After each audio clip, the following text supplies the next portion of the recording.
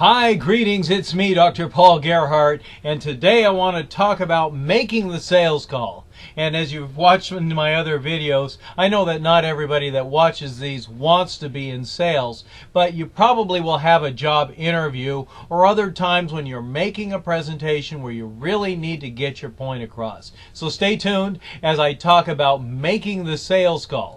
So what kinds of things do you need to consider as you are wanting to make sure that you leave the best impression possible and get your prospects' attention? You know, one of the best things that you could do is really be authentic and develop a rapport and make sure that you are seen as a credible person. That means doing your homework, really being that credible person that brings value to the organization that you're wanting to work with. And so in order to do that, you really need to discover what it is that your prospect needs. What is it that potential employer really needs from you, and how can you make sure that you are leaving the best first impression possible so that they really believe you, they connect with you, and they really want to do business with you for the long run. And that could mean hiring you and helping you grow within the organization, depending on the context that you want to talk about. So really, you really want to understand what their needs are and make sure that you are able to make the right adjustments in your presentation so that you hold on to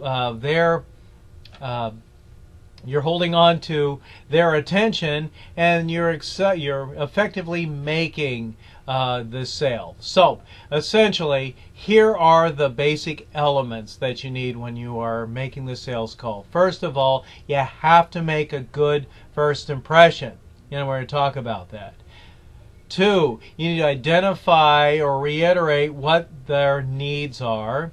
3, you need to be able to offer a solution to their need. And then 4, make sure that you are credible and that you have built effective trust. And so in this, you need to make sure that you know what you're talking about and you're able to adjust accordingly. Essentially, there are 4 A's in the selling process. So here they are. Write this down. 1, acknowledge. 2, acquire. 3, advise. And 4, assure. So if you recognize what their needs are, and then you have all the information that you need, you're acquiring it, and then because you need to be the expert, you're advising them in the process, and then you're assuring them, helping them really understand that they have the right product or service. So those are the 4 A's in the selling process. So you got to start off on the right foot. Make that first initial impression amazing. You have to be authentic, but you got to make sure that you're doing the right thing too. Managing that first impression can last throughout the whole relationship. So 1, obviously you need to make sure that you're on time. Make good use of your waiting time by making sure you're refreshing your information about their company, about what you have to offer, your product or service, and you're aware of what the competitors have. There's a good rule of thumb: be there 15 minutes early. I know that when I'm making a sales call, I'm there at least an hour early, and I'm not wasting their time. I'm kind of using my time to prepare. Be polite and tactful if you have to reschedule things. You do have something of value to sell, so you need to make sure that you're able to switch gears when you need to. So you want to make that good first impression, and you need to be the manager of your first impression. Identify your prospect's social style and status. So watch my video if you haven't done it on social styles. It really is important because you need to be able to adjust your communication style so that you understand how to best be able to effectively communicate with them. So understand what their status is and who they report to and how they fit into the organization. Get your customers' attention. Make sure you're developing rapport, you're being friendly, you're finding some common ground, and then maintain a proper perspective and sense of humor when things go wrong, because not everything will go right. So very often we use social media tools to get interested. Use people's time wisely. Don't waste their time. Everybody is busy these days. It's important that you recognize the halo effect. When you are trying to make a good first impression, that's the thing that's going to help them get a perception of you, and they maintain it. Having the opposite, a horns effect versus the halo effect. Horns effect means you haven't left a good first impression. So really, within that first 3 minutes, people are really judging whether or not they want to do business with you. Have a solid opening that will have a smooth transition into the next part of your presentation. So gain their interest and then hold on to it and make sure that your presentation flows. So there's a lot of different ways you can do this.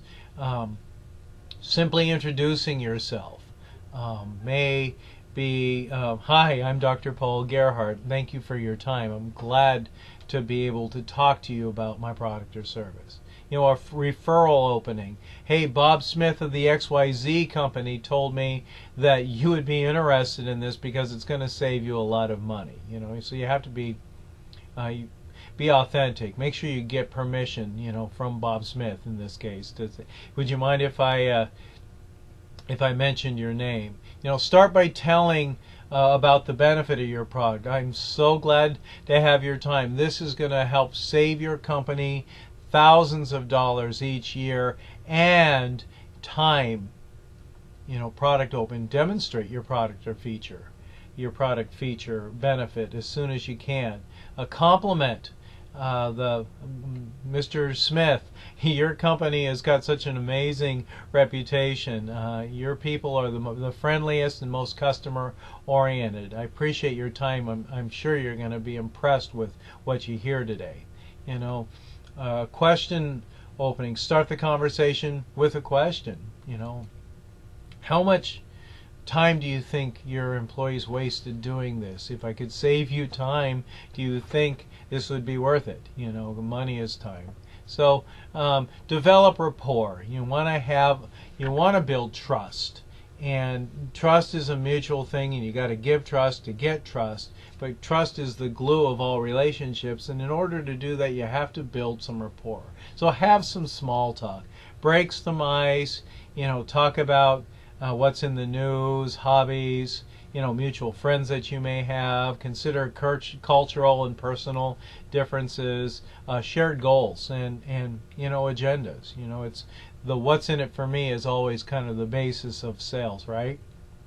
So don't engage in controversial topics like politics or religion.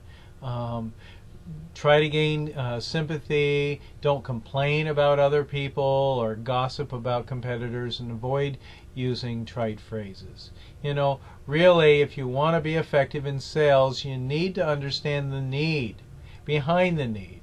You know, their competition may be gaining on them, so you need to be more responsive. You need to be able to improve sales, you know, so really take a look at what the benefit of your product or service is.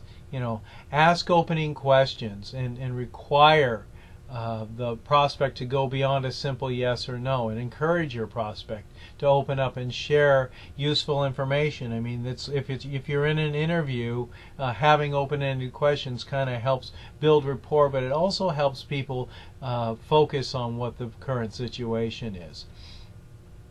Closed questions that require a yes or no can help identify problems and attitudes. And then, of course, make sure you show that you're listening by summarizing what those basic needs are. In sales, the spin technique is something that you should consider, and it really is about leading people down the pathway by you asking the right questions so that your prospect comes to the conclusion that your product or service really is right for them. And so SPIN is an acronym where S means situation, P is problem, I is implication, and N is need payoff questions. I'm going to give you an example of each of these. So, situation questions. What's your position? How long have you been there? So, asking people to really be thinking about where their company is.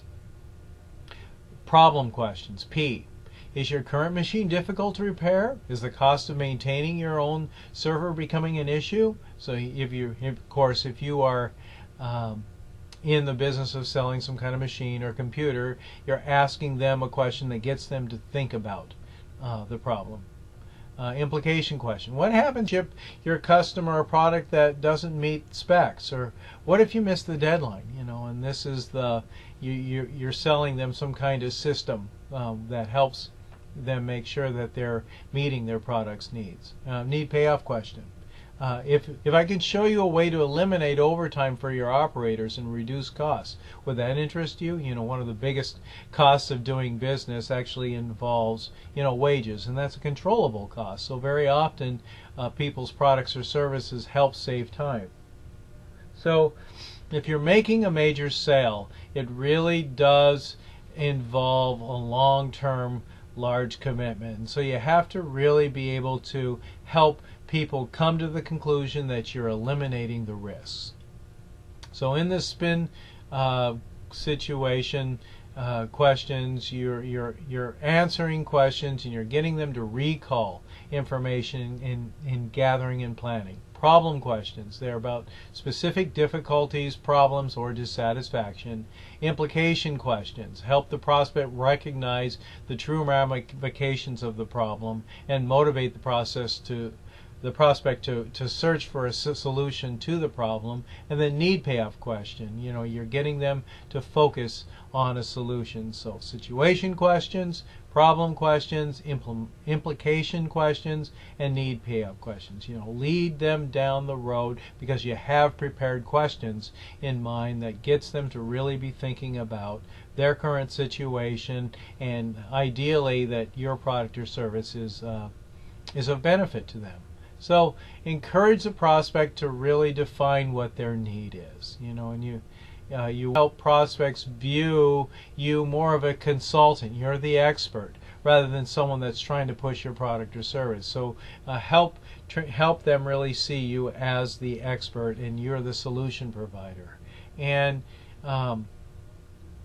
you need to help them envision the situation that they're in to help them see the value that you're in. So really be able to prioritize your customers' needs. Look at the features, the quality of your product or service, and there are many benefits that you have to focus on. So really be able to understand what benefits are in it for your particular customer. Focus on those needs and help show how you've got the solution to their needs.